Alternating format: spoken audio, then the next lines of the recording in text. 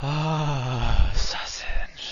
Hello everyone, this is Attack the Backlog, the podcast where I, Marc tries to make a dent in their backlog one game at a time. This episode is all about Katamari Damacy Reroll, the Switch remaster of the first Katamari game, aka Damacy minus the Reroll. A game where you play as the prince, not party like it's 1999 prince, and push a Katamari, which we all know is just a Bumble Ball in disguise, across the planet Earth in order to recreate stars to put back into the sky after your dumbass drunken father, the king of all cosmos, destroyed them all. Katamari Damacy originally came out on PS2 on September 21st, 2004, and the remaster Reroll came out for Switch on December 7th, 2018. Katamari Damacy is an interesting game. Interesting because I wouldn't exactly call it fun, but the sense of scale and progression is incredible. If you don't know anything about the Katamari series, the basic gist of the gameplay involves pushing a ball called a Katamari around different environments, grabbing objects of your size or smaller until you grow bigger and bigger, allowing you to grab larger objects and so on. Controlling the Katamari is a bit cumbersome and thus not particularly fun to move around, but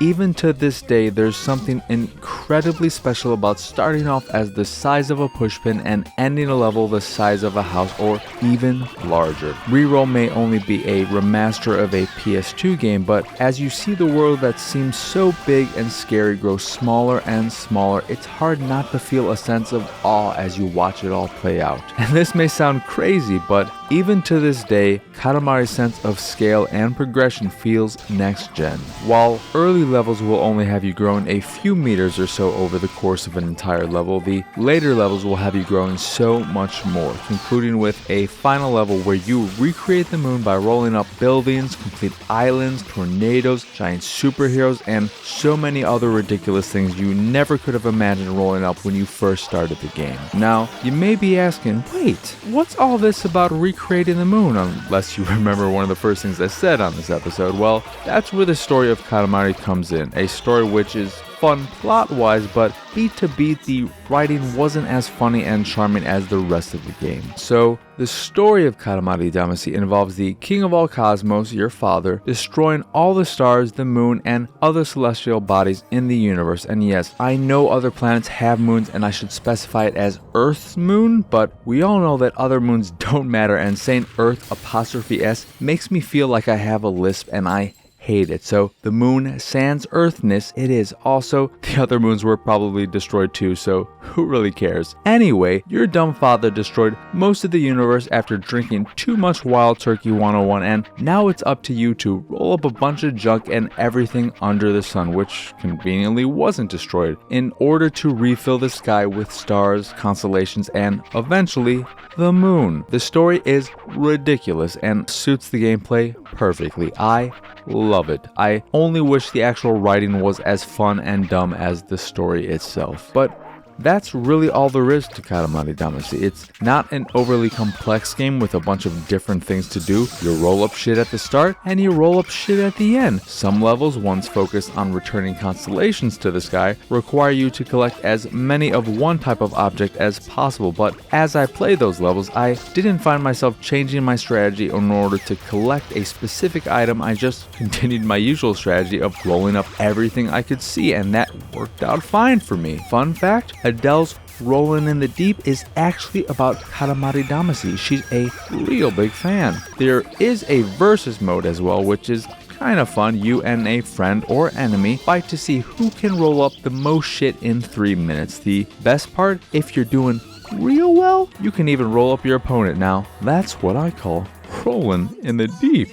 I don't know what that means, but as much as I love the sense of scale and progression, there's something else I loved even more, and it would be a tragedy if I didn't mention it before ending this here episode. The music in Katamari Damacy is some of the most delightful, charming, at times ridiculous, and just the most lovely music I've heard in a while. The variety is great, and I especially love the music for the Make Pisces level.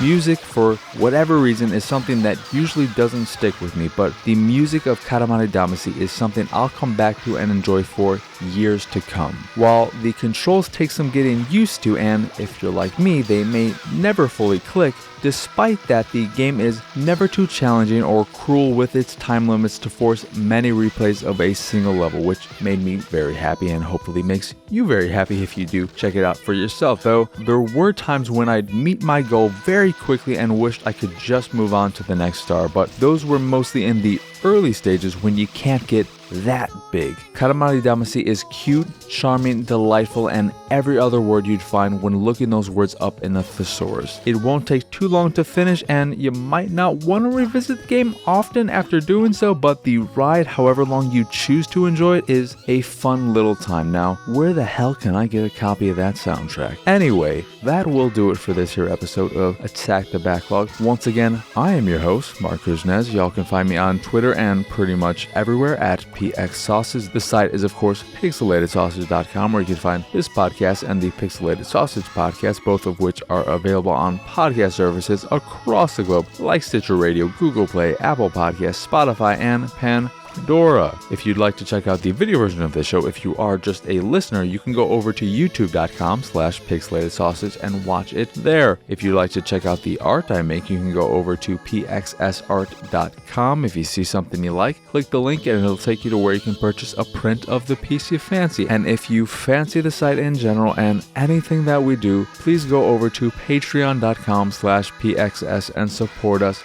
that away. As always, thank you for watching or listening. I hope you enjoyed this here episode, and I hope you have a wonderful, wonderful rest of your day.